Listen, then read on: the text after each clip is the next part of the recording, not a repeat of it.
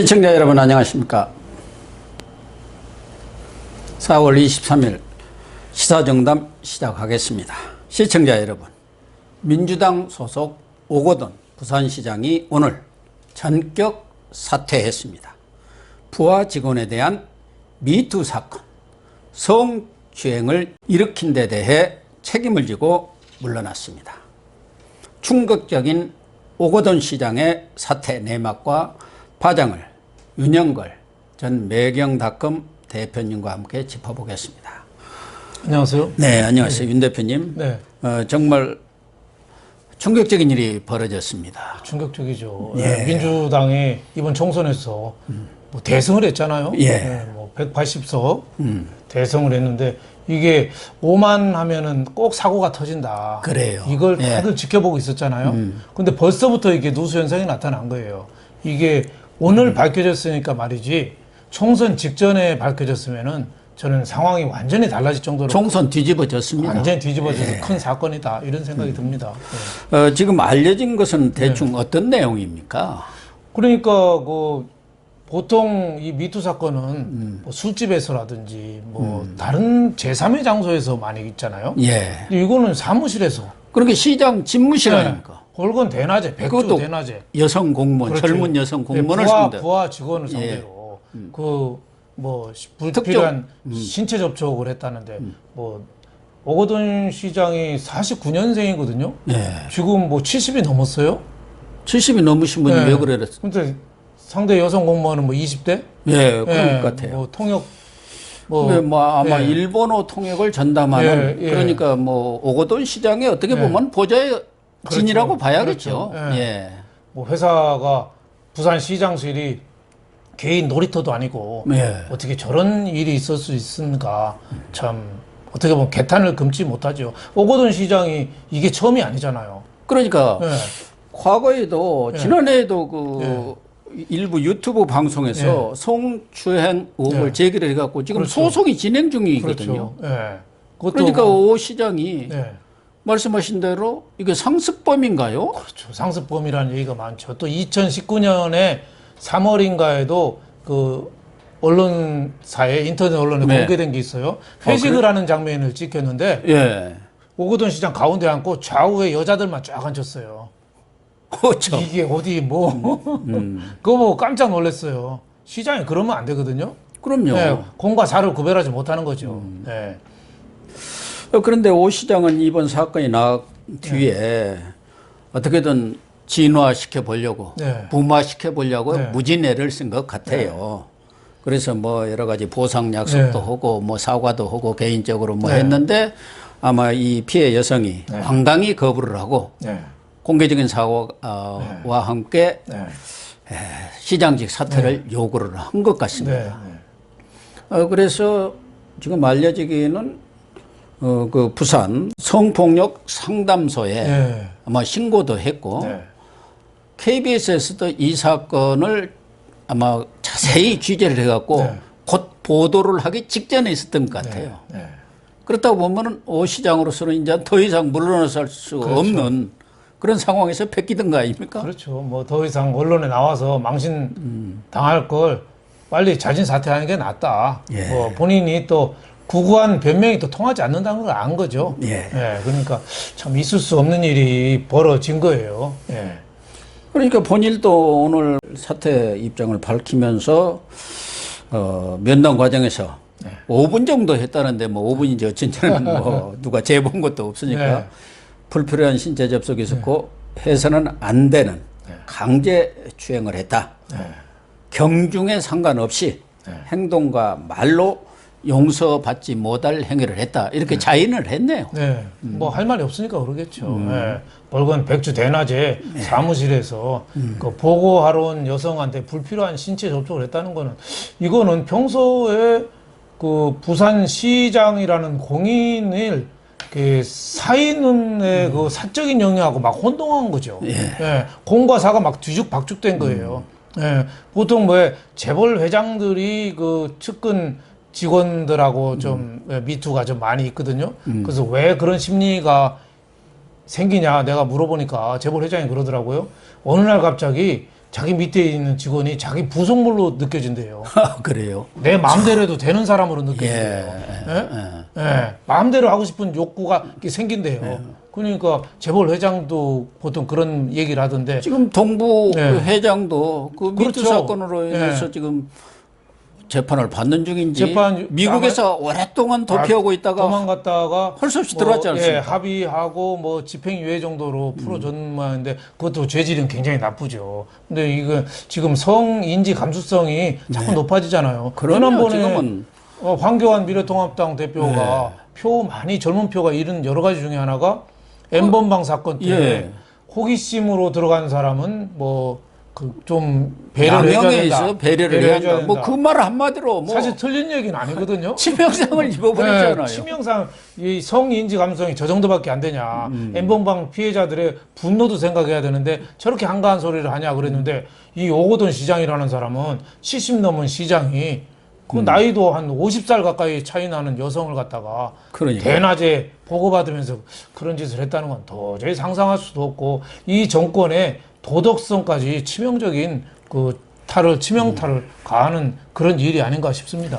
그래서 오 시장도 지금 총선 전에 뭐 이렇게 휴가도 내고 또 공개적인 일정 등 이런 것들을 일체 자제하면서 말하자면은 총선을 넘기려고 조용히 넘기려고 애는 쓴 것 같아요.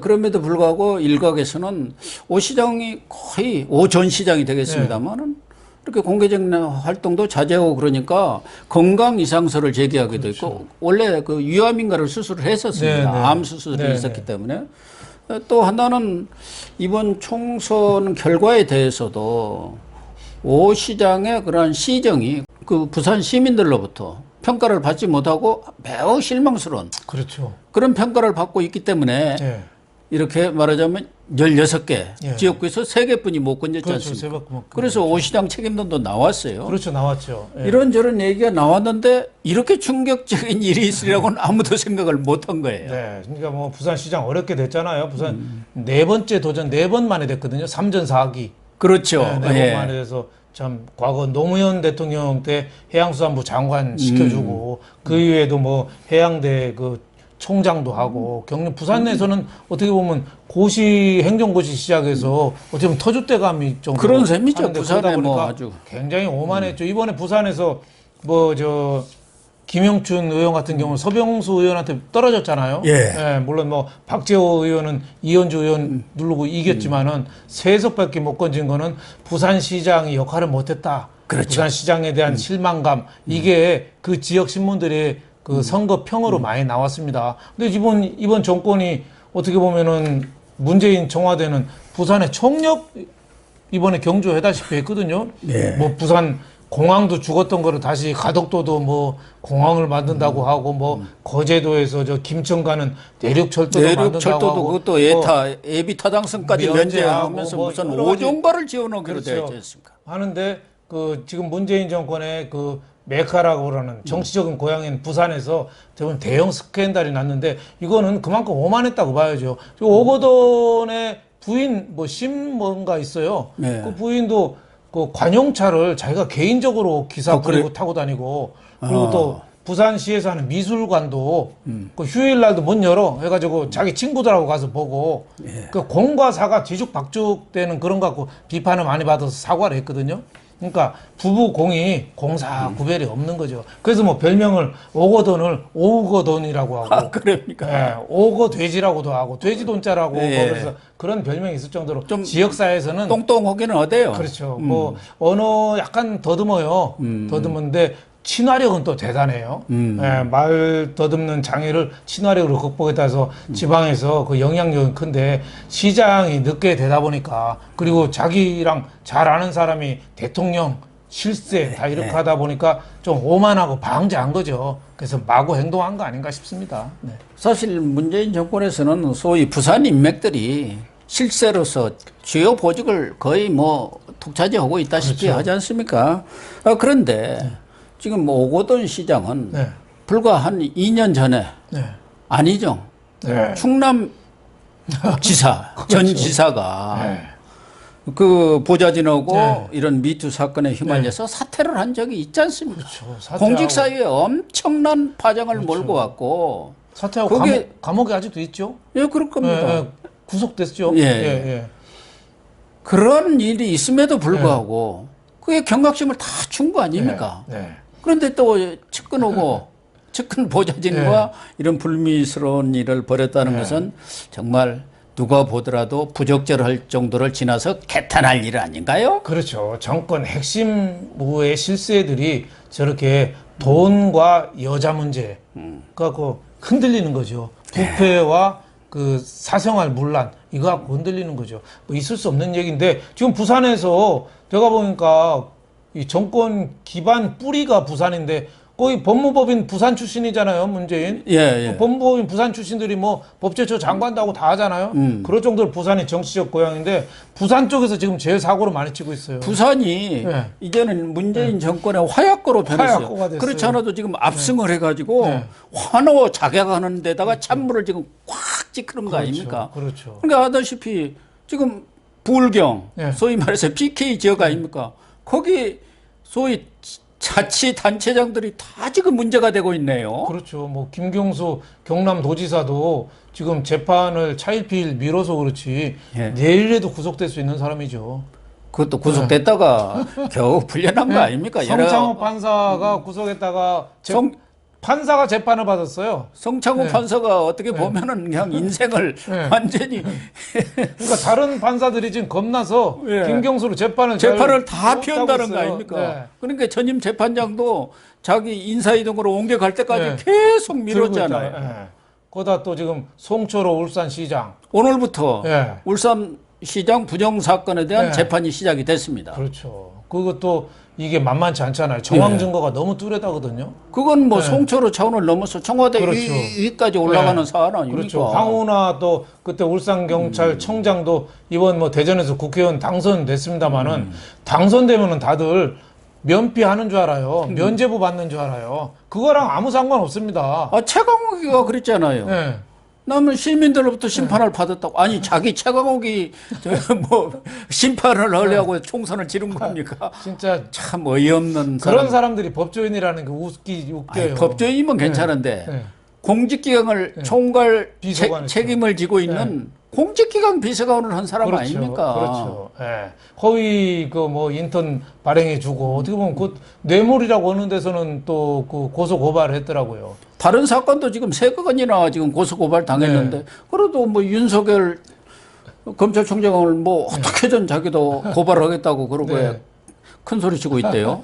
참 네. 어이가 없는데. 네. 부산에서 또 제일 문제가 되는 게 저는 뭐 조국 아닌가 싶어요. 예. 조국도 결국은 뭐 부산이잖아요, 용고지가. 예, 부산에서 하는데 그 부산이 계속 좀 소란이 앞으로도 일어날 가능성이 상당히 많지 않느냐 이렇게 생각이 돼요. 지난번에 왜 그 조국 딸이 조민희가 간 게 부산 의전원이잖아요. 부산대학교. 예. 예. 그 의전원에서 장학금 주고 뭐 이렇게 성적 뭐 편의 봐주고 입학 편의 봐주고 했던 사람을 또 부산시에서 하는 부산 의료원장인가로 또 발령했잖아요. 예. 노한중인가 뭔가 하는 사람. 노한중. 예. 그런 게 다 오거돈하고 이게 다 어떻게 보면 스캔들이 다 이어지는 거죠. 아니, 거미줄처럼 이어지는 거죠. 최고의 권력 실세들의 비리로 지금 알려지고 있는 신라젠이 네, 바로 부산에 본사가 있지 않습니까? 그렇죠, 맞습니다. 거기서 수백억씩 빼먹었다는 소문이 지금 파다해서 검찰이 제1의 중심을 두고 지금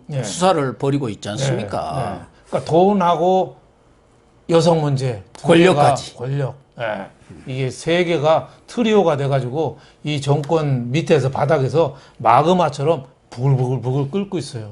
부산 민심이 또 하나 끓는 것은 네. 아니 우리가 부산 정권인데 왜 호남에다만 전부 인사배려를 해서 임종석 전 비서실장, 이낙연, 정세균 총리 완전히 이게 부산 정권이 아니라 호남 정권 맞나? 부산은 이렇게 해가지고 지금 끼리끼리 해먹고 있죠, 부산. 그냥 부산 시민들은 부글부글 한다는 거 아닙니까? 맞습니다. 예. 인사 호남 편중 예. 이렇게 해가지고 이거 참 이대로 가면 안 된다. 예. 그래서 정권 심판론이 네. 이번에 다른 데보다도 가장 거세게 인대가 PK제가 아닙니까? 그렇죠. 뭐 다행스럽게 그 민주당 지지율은 그 지난 총선에서는 37.8%였는데 이번에는 그 43%로 한 6%는 높아졌어요. 민주당 지지율이. 근데 문재인이 그렇게 부산 인맥이 밀었는데도 이 정도밖에 안 나온 거는 사실 별로 안 높아진 거죠. 그리고 또 이 오거돈이가 불미스러운 일로 이렇게 벗어났기 때문에 부산 그 인맥에 대한 총체적인 불신, 신라젠, 조국 뭐 이런 게 다 앞으로 또 재보궐선거 또 해야 되지 않겠습니까? 그럼 또 무슨 일이 날지. 재보궐선거는 1년에 한 번만 하기로 되어 있어가지고 내년 4월에 치러집니다. 그러니까 그때까지는 행정부시장이 대행체제로 운영이 되는데 어떻게 보면 미래통합당 입장에서는 반전의 기회가 될 수도 있지 않겠느냐. 그렇죠. 그렇지 않습니까? 그렇죠. 이번에 제대로 이 참패에 대한 수습도 하고 또 황골 탈퇴된 모습을 보인다면은 부산 내년 시장 선거에서부터 기선을 제압해가지고 그 기세로 그 다음에 2022년 대선까지도 몰고 갈 수 있는 그런 충분한 정치적 함의가 있는 거 아니에요? 그렇죠. 대선의 전초전이 그럴 가능성이 커요. 열린다고 봐야죠. 어차피 2020년 3월쯤에 그 대통령 선거 있잖아요. 2022년. 2022년 3월쯤에 3월 9일이죠. 3월이고 그때 그 해 또 5월쯤에 또 지방선거를 또 해요. 그 대선을 앞두고 내년 4월에 재보선에서 그 깃발을 올리는 좋은 기회가 될 수 있어. 사실 제일 좋은 거는 이번 총선에서 터뜨렸어야죠. 그러니까. 옛날에 왜 그런 정보도 없나? 옛날에는 미래통합당 정보가 좀 있었는데 정보가 완전히 끊긴 것 같아. 이 정도면은 부산 그 동네가 떠들썩한 사건이었을 텐데. 박지원이 같은 사람이 있었으면은 틀림없이 제보를 받았을 텐데 그런 정보는 아주 귀신같이 알아내지 않습니까? 이것만 터뜨렸어도 제가 보기에는 이 정권의 도덕성. 아니 이런 사건들이 쉬쉬쉬해서 될 일은 아니지 않습니까? 뭔가 뭐 지역사회에 좀 얘기가 됐을 텐데 어떻게 자기들의 정보 여자가 신고하고 계속 뭐 직장 상사도 얘기했을 때 금년 초부터 일이 벌어졌다니까요. 그걸 어떻게 미래통합당은 저렇게 몰랐을 수 있을까? 부산에 의원들도 많고 나름대로 거기는 여러 인맥들도 있을 텐데 까맣게 모르고 있었어요. 그래서 졌나? 그런 점이 그것도 있죠.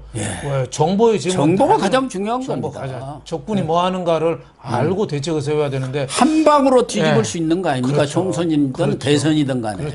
물론 뭐 한방 막말이 사실은 이런 막말이 안 나오고 뭐 차명진이라든지 뭐 황교안 거친 말, 김대호 후보의 거친 말, 물론 그게 전부 다는 안 했지만은 미통당의 나쁜 부분이 그 막말로 더 확대된 측면이 있거든요. 확 불이 붙었어요. 근데 오거돈 이게 총선 일주일 전만 나타나도 거꾸로 불이 확 붙었어. 그럼요. 그렇죠. 이게 적벽대전도 제갈공명이 동남풍 불기만 기다린 거 아니에요. 기다려갖고 한 방으로 뒤집어 버린 거 아니에요. 동남풍 반대로 바람 불으면 자기가 타요.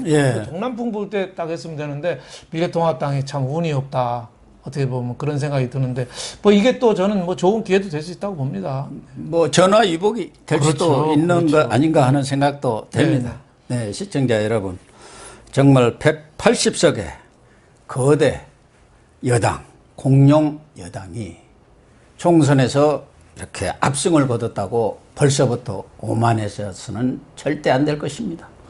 오거돈 전 부산시장 정말 불미스러운 일로 사퇴를 했습니다. 문재인 정권이 정말 이렇게 오만하게 나갈 경우 그 결과가 충분히 예측된다고 생각을 합니다.